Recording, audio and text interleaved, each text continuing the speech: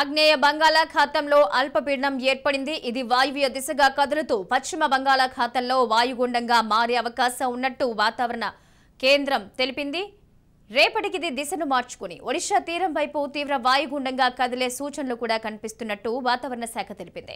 ఇక తమిళనాడుకు ఇప్పటికే రెడ్ అలర్ట్ ప్రకటించింది. ఏపీలో కూడా కోస్తా తీర ప్రాంత జిల్లాలతో పాటు రాయలసీమలో కూడా పలుచోట్ల వర్షాలు కురిసే అవకాశం ఉందని తెలిపింది. మరోవైపు కింది స్థాయిలో గాలులు ఉత్తర ఈశాన్య దిశల నుంచి తెలంగాణ రాష్ట్రం వైపుకు వీస్తున్నాయి. రాష్ట్రంలో మరో 48 గంటల పాటు పొడి వాతావరణం ఏర్పడే అవకాశం ఉన్నట్టుగా హైదరాబాద్ వాతావరణ కేంద్రం వెల్లడించింది.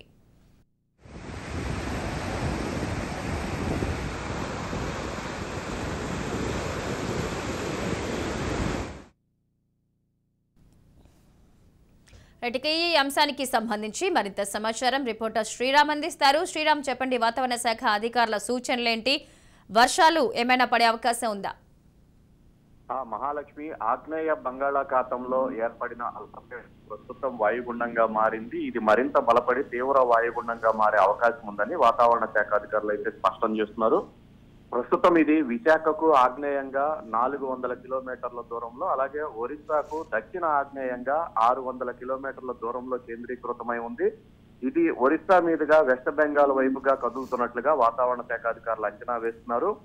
దీని ప్రభావంతో ఉత్తర కోస్తాలో 1-2 చోట్ల భారీ నుంచి అతి భారీ వర్షాలు కురుస్తాయని వాతావరణ శాఖ చెప్తుంది. అలాగే కోస్తా వెంబడి తేలికపాటి వర్షాలు పలు ప్రాంతాల్లో కురుస్తాయని కూడా వాతావరణ శాఖ చెప్తుంది. దీంతో పాటుగా తీరం ప్రాంతం వెంబడి బలమైన ఈదురుగాలులు వీచే అవకాశం ఉందని అంచనా వేస్తున్నారు.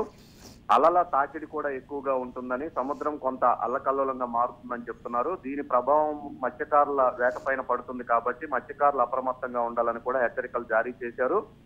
రేపు ఉదయానికి ఇది మరింత బలపడే అవకాశం ఉంది కాబట్టి పూర్తి స్థాయిలో అప్రమత్తంగా ఉండాలనే హెచ్చరికలు అయితే వాతావరణ శాఖ నుంచి ఉన్నాయి. Mahalakshmi. Right, thank you Sriram.